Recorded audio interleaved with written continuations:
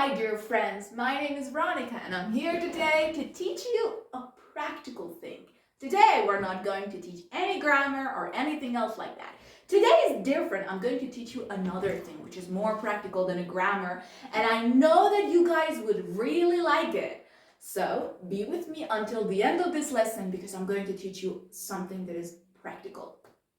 سلام دوستان عزیز، من ورونیکا هستم و امروز قراره یه چیز خیلی مهم بهتون یاد بدم. گرامر نیست. میدونم که چنل من کلا مخصوص گرامره، ولی تصمیم گرفتم که یکم تنوع داشته باشم و همش گرامر آموزش ندم.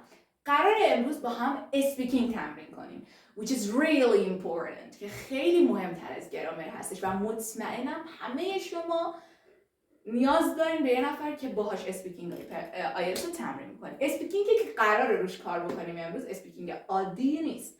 اسپیکینگ آیلتس هستش. اسپیکینگ آیلتس هستش که من سوالاتش رو از خود امتحان آیلتس برداشتم. یعنی اینکه یه چنل تو یوتیوب بود که امتحان آیلتس برگزار میکرد و وقتی که داشت با شرکت کننده امتحان اسپیکینگ میگرفت من سوالاتش یادداشت کردم و ممکنه چندین بار این سوالات توی امتحانات تکرار بشن، پس بنابراین خوب این سوالا رو تمرین کنیم. خب ماژیکمو برمیدارم، میرم از روی سوالا بخونیم و ببینیم اصلا موضوع این سوالا چی هستش و بهتون یاد بدم که اصلا چطور باید این سوالا رو جواب بدیم. خب همونطور که میدونیم اسپیکینگ آیلتس سه پارته. پارت اول درباره چی هستش؟ اینترویوه. یه حالت محاسبه ای داره که تو باید یه جواب کوتاه بدی. پارت دوم کیو کارت هستش. اگزامینر یه سوال ازت میپرسه و تو باید برای 2 دقیقه در مورد اون موضوع صحبت بکنی. قسمت سوم هم دیسکاشن هستش که آخرین قسمتش هستش و سوالات مربوط به کیو کارت رو ادامه میده و تو باید جوابای بلندتر بدی. حالا ما امروز هم کیو کارت داریم هم دیسکاشن داریم. خب فقط امروز میخوایم روی اینترویو کار کنیم و این اگه وقت بشه، اگه ببینم از این ویدیو خوشتون میاد، کیو کارت و دیسکاشنش هم میسازم. حالا میریم سراغ قسمت پارت اول. با پارت اینترویو شروع میکنم. اولین موضوع خیلی مهمی که من خیلی توی ویدیوها دیدم که ازش استفاده میشد درباره لژر هستش. لژر یعنی وقت آزاد، وقت فری. وقتی که تو یه وقت لژر داشته باشی یه وقت آزاد داری. حالا بیشترین سوالاتی که من تو آیلتس دیدم مال همین وقت آزاده. حالا سوالاتش رو بررسی می‌کنیم. قسمت اول، حالا خود قسمت اول هم به 3 بخش تقسیم میشه. کلا 8 تا سوال یا 9 تا سوال میشه. حالا قسمت اول درباره لژر سوال پرسیده. اولین سوالش اینه که What is your favorite leisure activity? What is your favorite leisure activity? فعالیت مورد علاقه‌ای که وقتی که کاری نداری انجام بدی چیه؟ یا وقتی که وقتت آزاده دوست داری چه کاری انجام بدی؟ خب ما میخوایم به این سوال جواب بدیم و ما باید یه جواب کوتاه بدیم، اما باید جوابمون درست باشه. چرا؟ چون اگزامینر یه جواب کوتاه ولی منطقی از ما میخواد. خب What is your favorite leisure activity? اینطوری میتونیم جواب بدیم. اوکی. I have a lot of favorite leisure activities such as reading books, watching movies, playing games, but my favorite leisure activity when I have nothing to do is watch movies. میتونی از کل به جز بیای. میگی من کلی فعالیت لژر دارم انجام بدم، اما فعالیت لژر مورد علاقه‌ام مثلا تلویزیون نگاه کردنه. ببخشید که کاملا درست هستش اگه اینجوری بگیم. یا مثلا I have a lot of favorite leisure activities, but on my free time I'd rather to read book. وقت آزاد داشته باشم ترجیح میدم کتاب بخونم. پس میتونیم اول قسمت رو با چی شروع کنیم؟ با اینکه من خیلی فعالیت لژر انجام میدم وقتی که وقت آزاد دارم، ولی فعالیت مورد علاقه این هستش. The second question. سوال دوم. What did you enjoy doing in your free time as a child? وقتی که بچه بودی تو وقت آزادت از چه کاری لذت میبردی؟ یکم سوالا داره چالنجینگ میشه. چطور باید این سوال جواب بدیم؟ اول از همه داره میپرسه What did you enjoy doing in your free time as a child? وقتی که زمانش گذشته است داره میگه What did you enjoy? زمان گذشته هستش. پس منم باید با گذشته جواب بدم. با قاعده گذشته جواب میدم. حالا چطور به این سوال جواب بدیم؟ اوکی؟ As a child, I enjoyed doing lots of things in my free time, such as watching cartoons or playing with my friends. I remember that I came back from school and I would go and play with my friends at the backyard, and I would come back and I would eat my dinner. Then I would go and then I would did my homeworks, and then after that I would prepare myself for the next day. میتونیم بگیم فعالیت مورد علاقه لژر من وقتی که بچه بودم این بود که مثلا برم با دوستان بازی کنم، فیلم ببینم، مشقامو بنویسم. میتونیم چیزای مختلف بگیم. مثلا همونطور که گفتم as a child I had a lots of things to do for my free time because I was kind of like I had more free time. چون وقتی بچه بودم زمان آزاد بیشتری داشتم که به خودم اختصاص بدم، با دوستان بازی کنم. That is totally correct. میتونیم اینجوری جوابش رو بدیم. و آخرین سوالی که از لژر پرسیده شده این هستش که Do most people in your country get 2 or 3 days off a week? بیشتر آدم تو کشور شما 3 تا 2 روز مرخصی میگیرن. منظورش اینه که تو کشور شما پنجشنبه جمعه ها جزء روزهای تعطیل حساب میشن. مثلا تو کشور خارجی شنبه و یک شنبه روزهای تعطیلشونه دیگه. میگه آیا اون روزهای تعطیل برای شما هم هست؟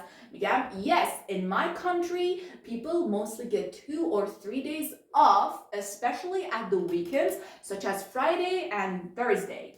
آره معمولا مردم تو کشور من روزهای پنجشنبه جمعه مرخصی میگیرن و خونه هستن. یا میتونیم برعکس جواب بدیم نه، معمولا مردم کشور من روز مرخصی ندارن و بیشترشون خیلی کار میکنن و اصلا زمانی برای استراحت ندارن. در دو صورت جواب بدیم کاملا درسته. حالا من یه بار این سوالا رو میپرسم و جواب میدم و ببینید که من چطور جواب میدم. What is your favorite leisure activities? Well, actually, I have lots of things to do, and I obviously have lots of favorite leisure activities. But my favorite leisure activities are reading books, watching movies, and these kind of things. But I mostly do reading books, so I am more obsessed with reading books in my free time. What did you enjoy doing in your free time as a child? As a child, I had lots of things to do in my free time. As I remember, I would come back from school and I would go and play with my friends at the backyard. I had lots of things to do because I was just a little kid and I wasn't kind of like occupied with a lot of things around myself. So obviously I had a lot of things to do, and I had a lot of free time. I remember I would come back and I would eat my dinner and I would go and do my homeworks and prepare myself and brush my teeth for the next day to go to school and do all the things again.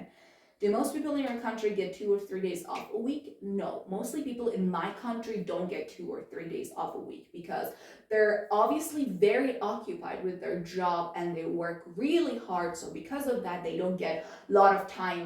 They don't get a lot of free time. So they mostly work hard and they don't have 2 or 3 days off. Okay, so done. The second part is about neighbor. وقتی که درباره همسایه neighbor ازتون سوال میپرسه. Do you like your neighbors? همسایه‌تو دوست داری؟ چطور باید به این سوال پاسخ بدیم؟ وقتی که درباره neighbor friend سوال میپرسن، اولین و مهمترین چیزی که ما باید بدونیم این هستش که باید با دلیل جواب بدیم. مثلا میگه آقا آره من نیبرامو دوست دارم چون که هر وقت مشکلی داشتم به دادم رسیدم، مواظب خونم بودن، یا نه دوستشون ندارم چون خیلی سر و صدا میکنن، خیلی اذیت میکنن، اصلا هماهنگ نیستن. و میتونیم جوابای مختلف بدیم، ولی هر جوابی که میخوایم برای این سوالا بدیم باید دلیل داشته باشیم. بدون دلیل حرف بزنیم نمره نداره.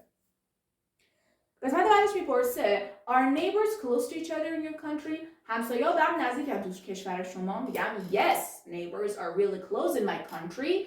They're kind of like they're considered as a part of the family. خیلی به هم نزدیکن، حتی طوری که جزء خانواده به حساب میان. And they know everything about each other's life. در روی زندگی همدیگه همه چیزو میدونن.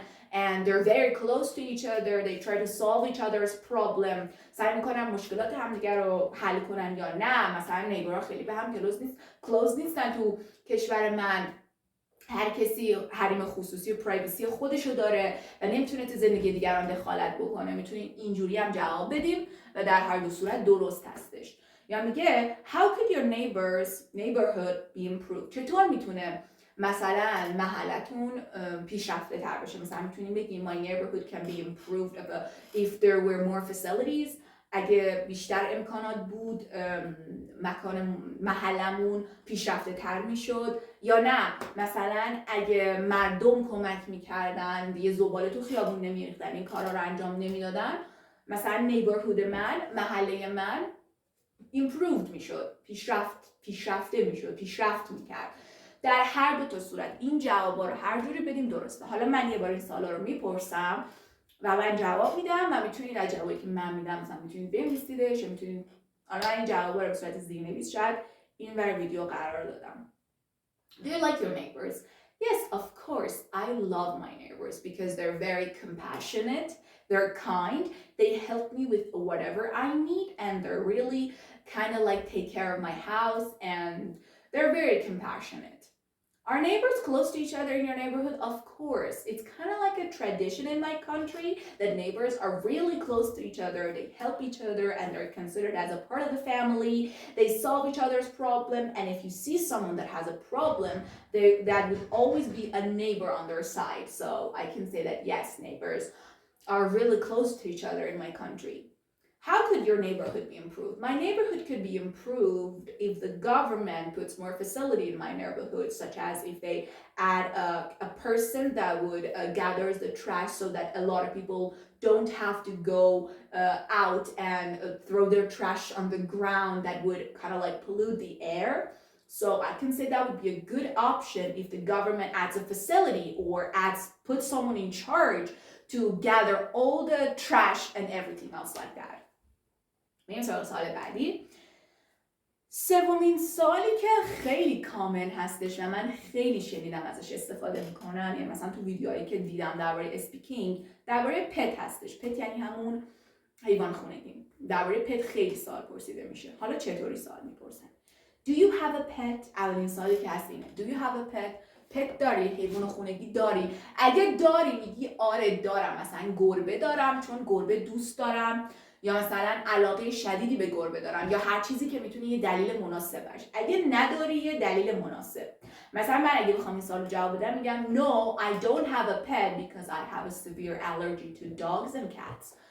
حیوان خونگی ندارم چون آلرژی دارم به سگ و گربه. مثلا میتونیم اینجوری جواب قانع کننده بدیم. What is a popular pet to have in your country? یه پت پاپولر یعنی یه حیوان خونگی معروف که تو کشورت ازش استفاده میکنن چیه؟ ما اگه بخوایم به این سوال جواب بدیم میتونیم بگیم okay, the popular pet to have in my country is dog. مثلا یک پت خیلی معروف که تو کشور من بخوای داشته باشی سگ هستش. چرا؟ Because a lot of people are interested into buying dogs because dogs are loyal, they're cute, they're funny, they're smart. چون سگا نمیدونم با وفان، loyal هستن، کیوتن، smart، باهوشن. میتونیم دلایل مختلف بیاریم. And the last question و قسمت آخر از پارت اول اینه Why do people have pets?